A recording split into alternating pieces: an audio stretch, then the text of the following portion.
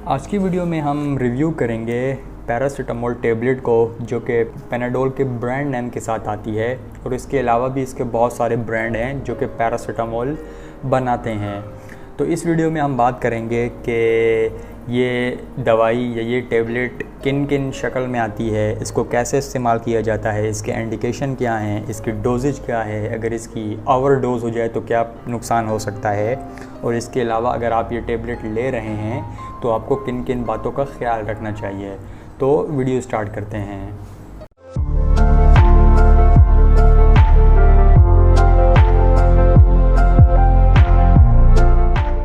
तो ये जो पैरासीटामोल है ये टेबलेट की शक्ल में भी आती है, इसके अलावा ये सिरप की फॉर्म में भी आती है, और इसके अलावा ये इन्फ्यूजन यानी इंजेक्शन की शक्ल में भी आती है, प्रोवास के नाम से या बेफेलॉन के नाम से। तो ये तीनों फॉर्म में अवेलेबल है।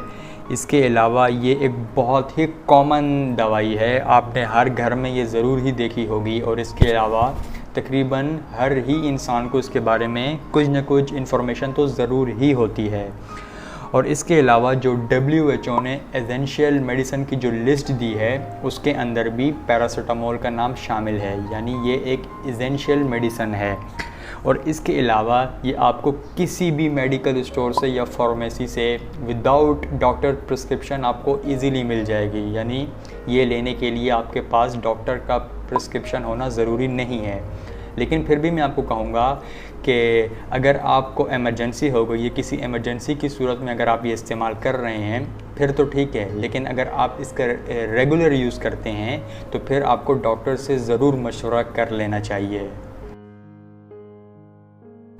अब बात कर लेते हैं पैरासीटामोल के कुछ इंडिकेशन के, यानी किन किन सूरतों में ये इस्तेमाल की जा सकती है। वैसे तो ये सबको मालूम है कि जो पैरासीटामोल होती है ये एंटीपायरेटिक है, यानी अगर फ़ीवर हो रहा है, बुखार हो रहा है तो हम इसमें भी पैरासीटामोल को इस्तेमाल कर सकते हैं। और इसके अलावा ये एनाल्जेसिस भी है, यानी अगर आपको कोई तकलीफ़ हो रही है, बॉडी में किसी किस्म की भी तकलीफ़ है, कोई दर्द हो रहा है, चाहे सर दर्द हो या कमर में दर्द हो, दांतों में दर्द हो या जॉइंट्स में दर्द हो या सर्जरी के बाद कोई तकलीफ़ हो रही हो, किसी भी किस्म का कोई भी तकलीफ़ अगर आपको हो रही है तो आप इसे इस्तेमाल कर सकते हैं।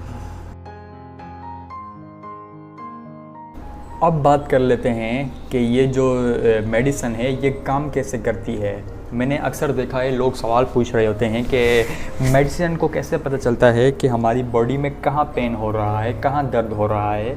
तो इस बारे में बात कर लेते हैं कि ये मेडिसिन कैसे काम करती है। तो पहले फ़ीवर की बात करते हैं कि इसे खाने के बाद फ़ीवर कैसे कम होता है। तो देखें, हमारी जो बॉडी होती है उसके जो नॉर्मल टेम्परेचर है वो हमारा ब्रेन कंट्रोल करता है, और ब्रेन का जो पार्ट इन्वॉल्व होता है उसे हाइपोथैलेमस कहते हैं। यानी हाइपोथैलेमस हमारी दिमाग का एक हिस्सा है जो हमारे जिस्म का जो नॉर्मल टेम्परेचर है उसे मेंटेन करके रखता है। तो जब भी बॉडी में कोई इन्फेक्शन होता है या कोई भी प्रॉब्लम आती है तो एक हार्मोन रिलीज़ होना शुरू हो जाता है, मुझे उसका नाम नहीं याद आ रहा। तो उस हार्मोन के रिलीज़ होने से जो हमारा ये हाइपोथैलेमस होता है ये डिस्टर्ब हो जाता है और फिर ये बॉडी का टेम्परेचर मेंटेन नहीं रख पाता, तो इस वजह से फ़ीवर आ जाना शुरू हो जाता है। तो जब भी हम ये मेडिसिन लेते हैं तो इस मेडिसिन के खाने की वजह से वो जो हार्मोन होता है वो उसकी जो प्रोडक्शन है वो रुक जाती है या कम हो जाती है। तो इस वजह से जो फ़ीवर होता है, जो बुखार होता है वो कम हो जाता है या ख़त्म हो जाता है। लेकिन फिर आपने देखा होगा कि कुछ देर बाद वो फ़ीवर वापस आ जाता है क्योंकि इस मेडिसिन का असर ख़त्म हो जाता है। तो इसमें एक अहम बात ये भी है कि ये जो मेडिसिन होती है ये सिर्फ बुखार आपका कम करेगी, ये आपका जो असल प्रॉब्लम होगी उससे ख़त्म नहीं करेगी। जैसे अगर बॉडी में कोई इन्फेक्शन हुआ है तो इसके खाने से इन्फेक्शन ख़त्म नहीं होगा, लेकिन ये आपको कुछ देर के लिए रिलीफ ज़रूर दे सकती है। इन्फेक्शन ख़त्म करने के लिए आपको कुछ एंटीबायोटिक या कुछ और भी लेना पड़ेगा। तो इस तरह ये बॉडी टेम्परेचर को नॉर्मल करती है, यानी फ़ीवर ख़त्म करती है। फिर दूसरी बात कि अगर जिस्म में कहीं भी दर्द हो रहा हो तो इस मेडिसिन को कैसे पता चलता है कि यहाँ दर्द हो रहा है। तो देखें, एक सिंपल सी बात है, अगर मेरे हाथ में यहाँ पेन हो रहा है तो ये मुझे कैसे फ़ील हो रहा है। ये नर्वस सिस्टम के थ्रू मेरे ब्रेन में ये मैसेज जा रहा है कि यहाँ पर पेन हो रहा है। तो ये खाने से जो हमारा नर्वस सिस्टम है ये थोड़ा स्लो हो जाता है, यानी दर्द फिर भी यहाँ पर हो रहा होगा लेकिन हमारे ब्रेन तक सिग्नल्स नहीं जा पा रहे होंगे। आपने देखा होगा जो सर्जरी करते हुए या टांके लगाते हुए जो एनेस्थीसिया दिया जाता है, सुन किया जाता है, तो उसमें क्या हो रहा होता है, दर्द तो हो रहा होता है लेकिन वो जो सिग्नल होते हैं वो हमारे ब्रेन तक नहीं जा पा रहे होते हैं। तो बिल्कुल यही काम टेम्परेरी तौर पर ये करती है, ये दवाई करती है। यानी आपको दर्द हो रहा होगा बॉडी में लेकिन आपको फील नहीं होता वो उस तरह से, क्योंकि जो मैसेज जा रहे होते हैं उनका कनेक्शन कमज़ोर हो जाता है या फिर टूट जाता है टेम्परेरी तौर पर। तो इस तरह ये काम करती है। इसलिए भी कुछ टाइम बाद जब इस मेडिसिन का असर ख़त्म हो जाता है तो दर्द भी वापस से आ जाता है। तो ये मैंने आपको बिल्कुल आसान अल्फाज में बताया कि ये मेडिसिन खाने से आपका दर्द और आपका बुखार कैसे कम होता है।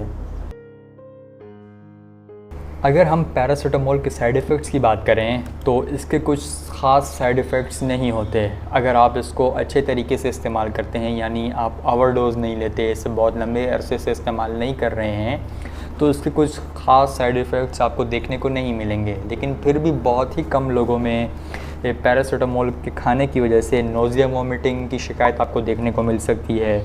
इसके अलावा स्लीप में प्रॉब्लम देखने को मिल सकती है, यानी उन्हें नींद नहीं आएगी या ज़्यादा आएगी।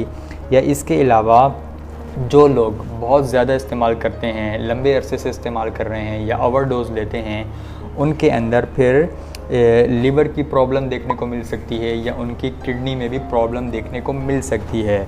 और अगर आपको पहले ही लीवर में कोई प्रॉब्लम है या आपको किडनी की कोई प्रॉब्लम है तो आपको फिर पैरासीटामोल ख़ुद से नहीं लेनी चाहिए। अगर आपको डॉक्टर एडवाइस करते हैं आपने फिर उसी वक्त ही लेनी है और डोज़ भी फिर आपने वही लेनी है जो कि आपको रिकमेंड की गई है। तो ये आपने स्पेशल ख्याल रखना है अगर आपकी किडनी में कोई प्रॉब्लम है या फिर आपके लिवर में कोई प्रॉब्लम है तो।